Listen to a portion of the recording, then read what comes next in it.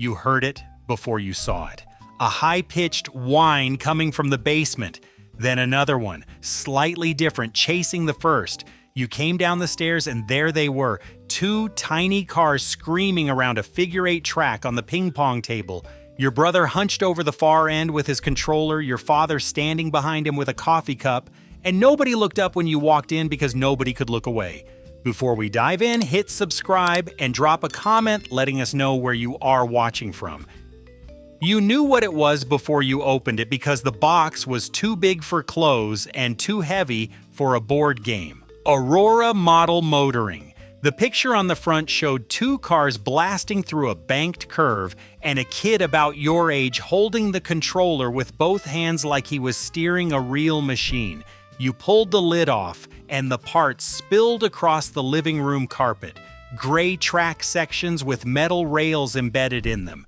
Two controllers with triggers underneath.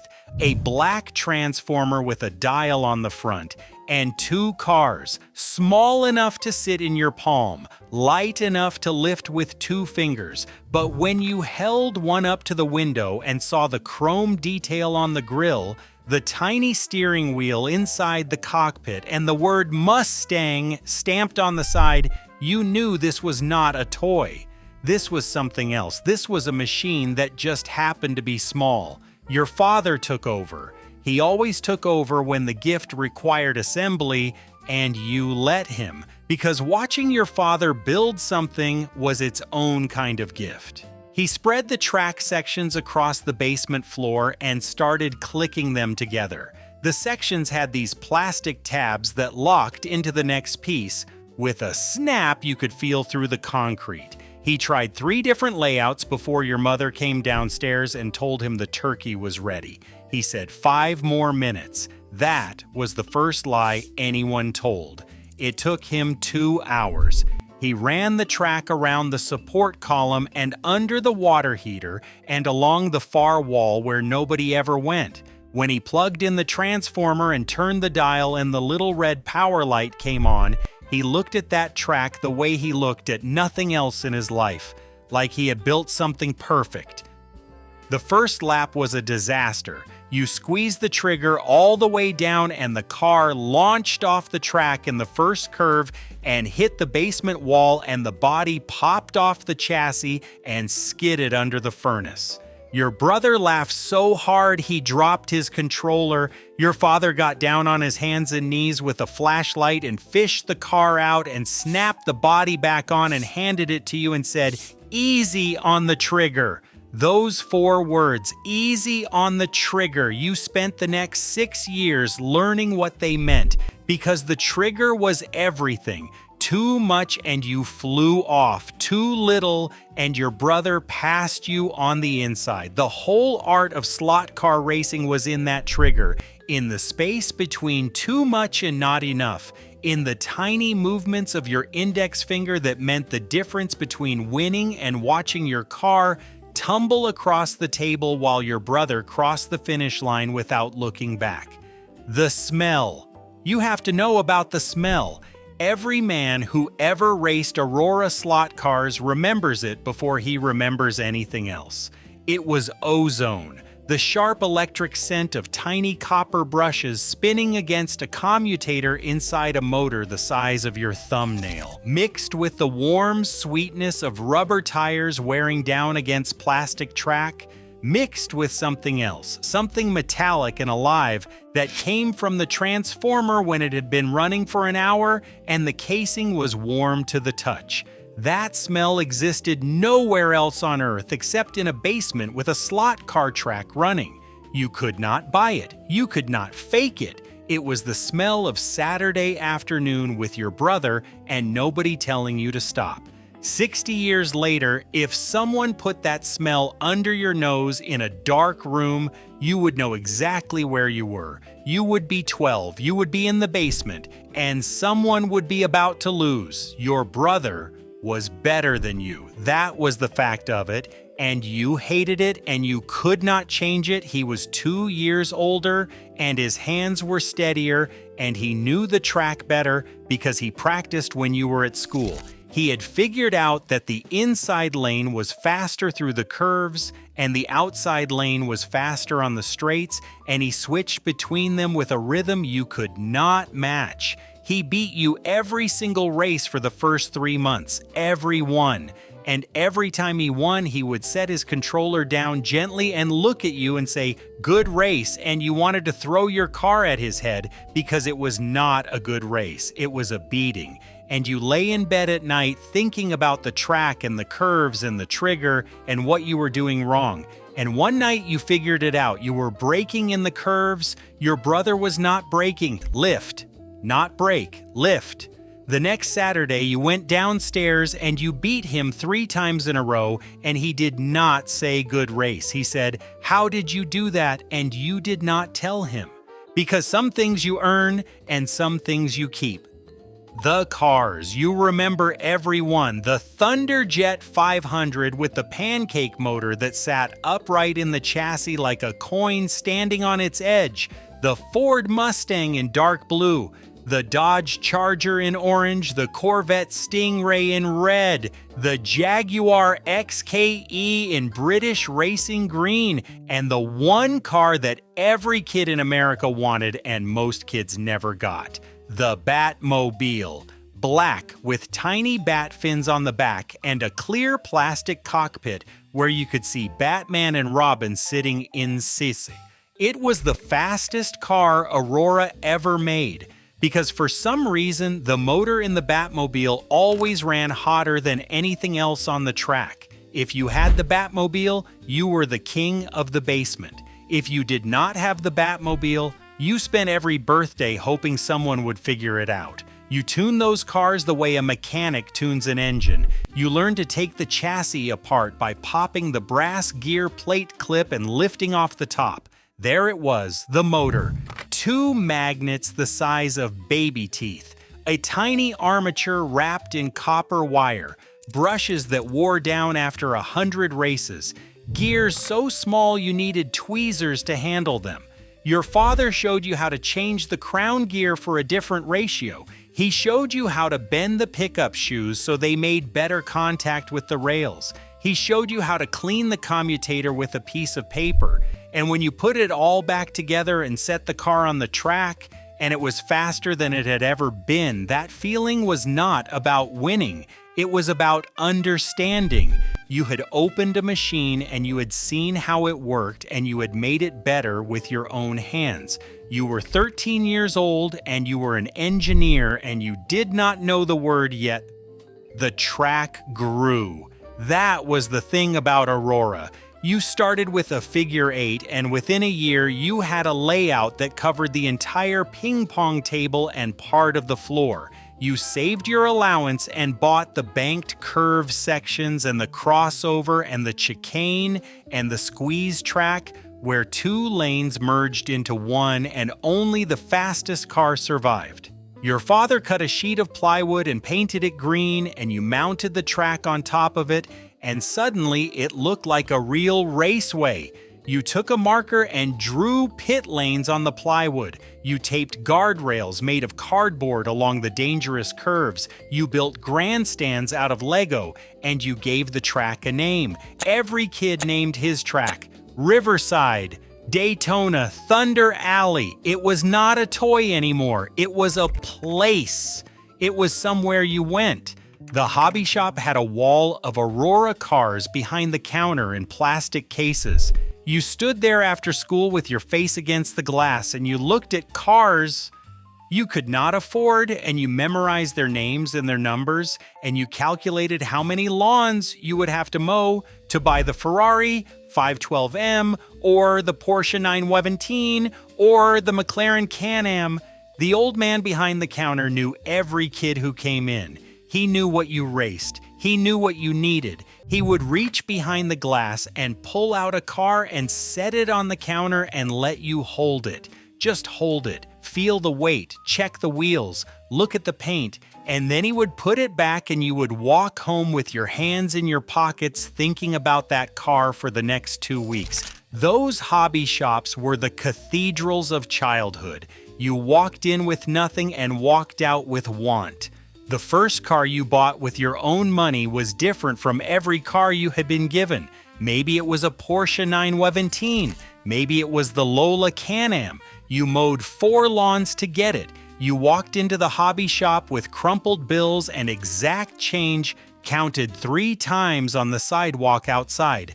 The old man took your money and put the car in a small brown bag, and you carried it home like a surgeon carrying an organ. You did not run, you walked. You set it on the kitchen table and opened the bag and lifted the car out and turned it over in the light and looked at the chassis and the wheels and the tiny driver molded into the cockpit.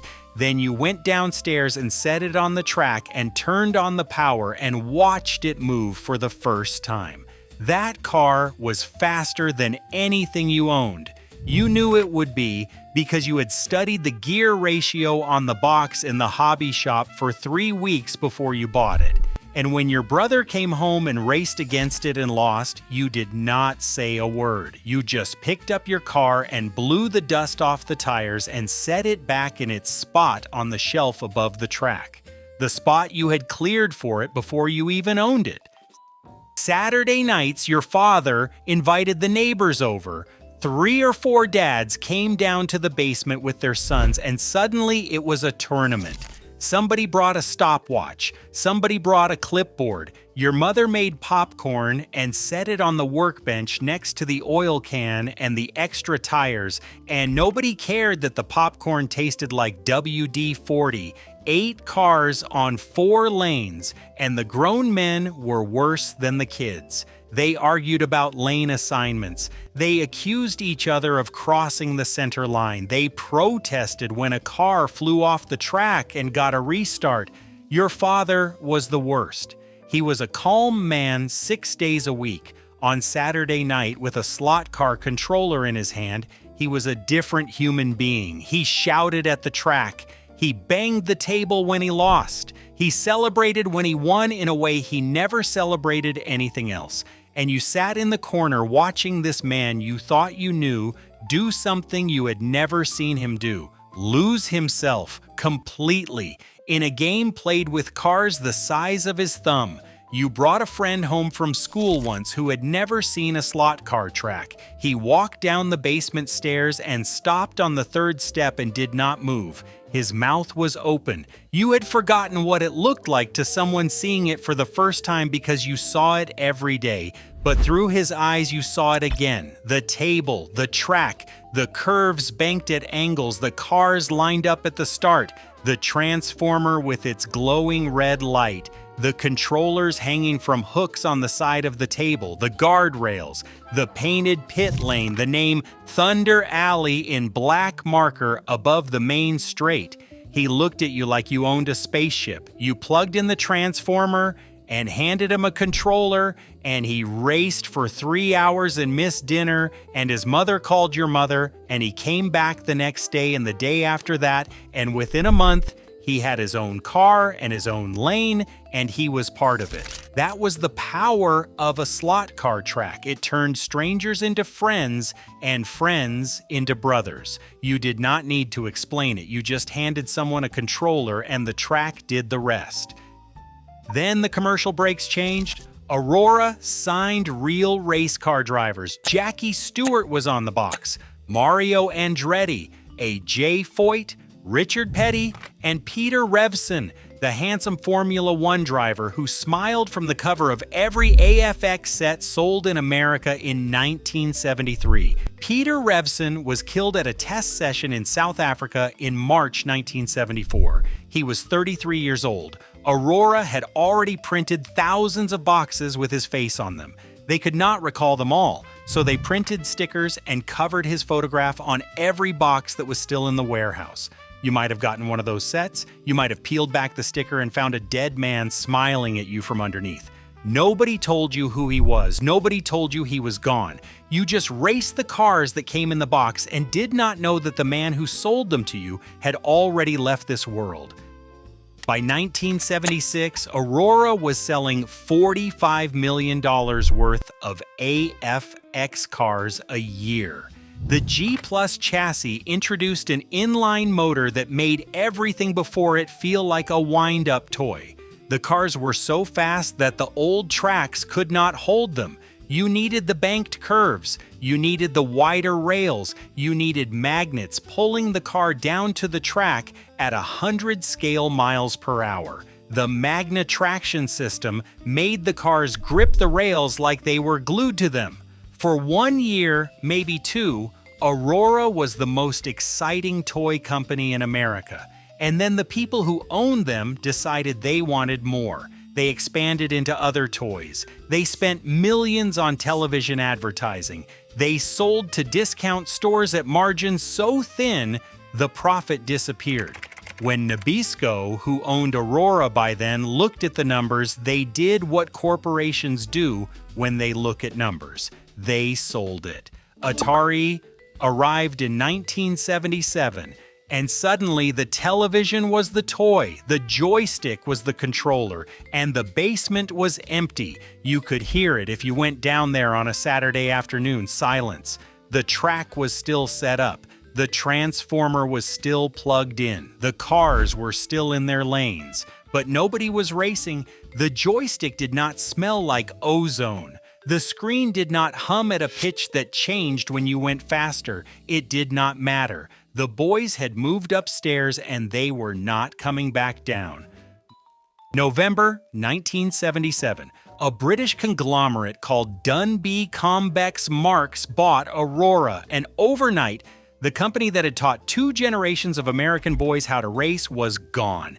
The offices in West Hempstead, New York were emptied, desks were cleared, drawers were locked. The engineers who had invented the Thunderjet 500, the Magna traction, and the G+, the men who had spent their careers making tiny cars go faster, were told to pack their things and go home. Everything was moved to Marks' headquarters in Stamford, Connecticut. 3 years later, Dunby Combex Marks collapsed under its own debt. Aurora was sold again and again, each time smaller, each time farther from the basement where it belonged. In 1983, what was left of Aurora Plastics Corporation was forced into receivership. A Japanese company named Tomy bought the AFX name in 1984 and started making cars with the same letters on the box, but nothing else the same. The original molds, the original tooling, the original castings that made a Thunderjet 500 feel like a Thunderjet 500 vanished. Some went to Southeast Asia, some went to Canada, some went to Mexico. Nobody knows where all of them ended up. The machines that made the machines that taught you how to race disappeared like cars flying off a track in a curve nobody could handle. The track came down. Maybe you were 16, maybe you were 18. Maybe your mother needed the space for a laundry room, or your father needed the table back for its original purpose. The day it came apart was quieter than the day it went up. You pulled the sections apart one by one. The snap that used to feel like connection now felt like separation. You coiled the controllers and put them in a shoebox. You wrapped the cars in newspaper, each one separately, the way you wrap something you might never see again. The Mustang, the Charger, the Batmobile. You put the box on the top shelf of your closet, and you closed the door and the basement went still. The hum was gone. The ozone was gone. The Saturday nights were gone. Your father went upstairs and watched television and never mentioned it again. Your brother was already at college, and the ping-pong table just sat there for the next 30 years, never once used for ping-pong. Some of you still have the box. You know exactly where it is, top shelf, back of the closet, or in the garage, behind the paint cans. On the shelf your wife has asked you to clean off 4 times this year. You have not opened it in decades, but you know what is in there. The Mustang with the chipped paint on the right front fender, the controller with the trigger that sticks if you squeeze it too fast, 3 extra tires in a little plastic bag, a section of track with the rail slightly bent from the time your brother's Charger went airborne and landed on the rail and bent it and you straightened it with pliers. But it was never quite right after that. You know all of this.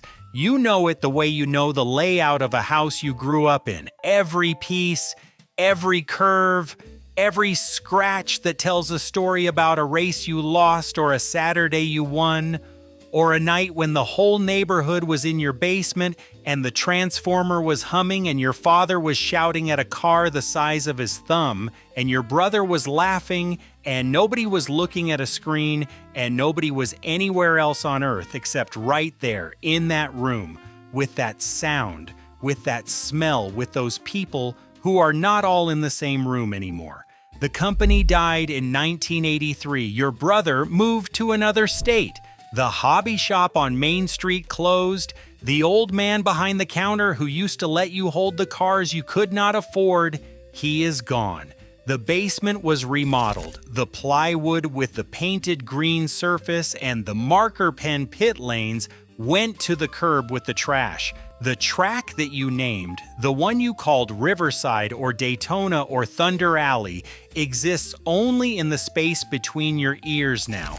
There is no photograph, there's no video, there is just you remembering the exact curve where the Mustang always flew off if you did not lift in time, the exact straight where the Batmobile pulled away from everything, the exact spot on the trigger where the motor hummed at the pitch that meant you were going as fast as the car could go without losing it.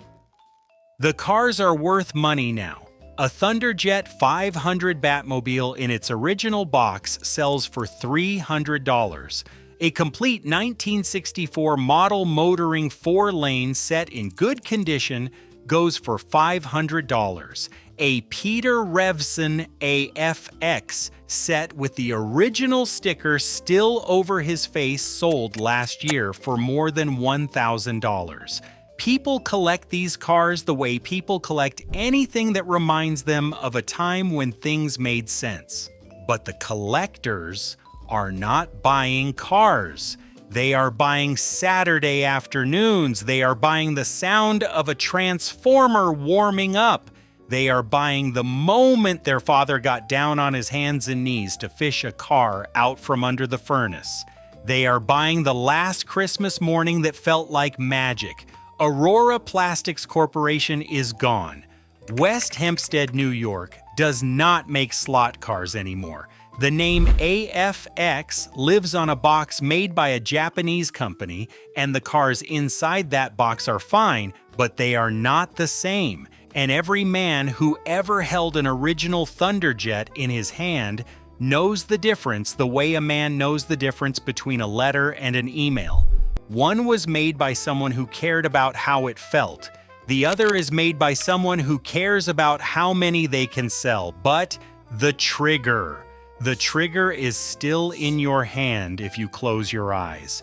The slight resistance of the spring, the curve of the plastic under your index finger, the way your whole body leaned into the turns even though leaning did nothing. The way your breath stopped for half a second when your car came out of a curve, clean, and hit the straight and the motor screamed, and you just knew that your brother was not going to catch you this time. That is still there. That does not go out of business. That does not get sold to a British conglomerate or shipped to Japan. That lives in the same basement where it started. Even if the basement is a laundry room now, and the track is a shoebox on a shelf, and the only thing still running is the memory of a sound you have not heard in 40 years. What was your car? Was it the Mustang, the Charger, the Corvette, the Batmobile? Tell us in the comments. And if you still have the box somewhere, go get it, open it up, hold one of those cars in your hand, see if it still fits the way it used to. I bet it does. I read every single comment.